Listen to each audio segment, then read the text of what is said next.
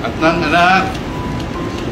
Kahapon, December 3, ay masayang ibinahagi ng actress-host na si Tony Gonzaga ang ilang mga pictures and videos na kuha sa baptismal ng bunsong anak nila ng mister niyang si Paul Soriano, na si Paulina Celestine Gonzaga Soriano.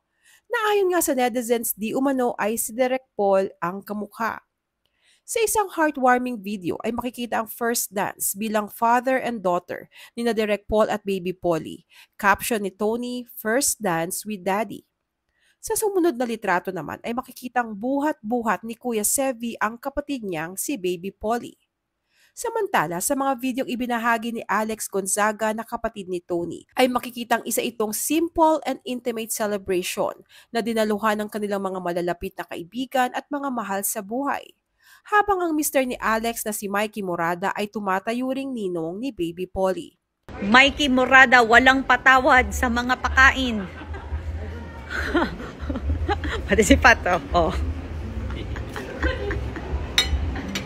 Hindi usap sa amin eh. Food is life. Libre. Sayang.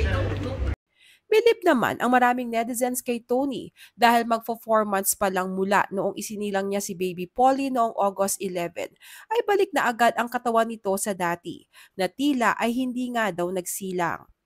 Samantala, nagtatalo-talo naman ang netizens kung sino nga ba kina Tony at Paul ang totoong kamukha ni Baby Polly.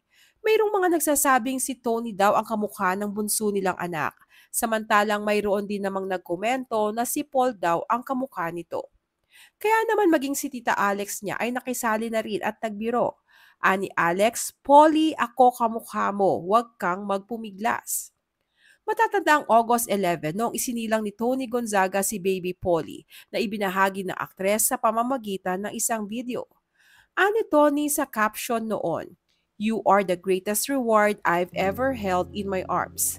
Thank you for coming right on time just when I needed you the most. My new best friend, Polly." Well, welcome to the Christian world, Baby Polly. Sino sa palagay nyo ang talagang kamukha ni Baby Polly? Si Tony o si Direk Paul? Share your comments below.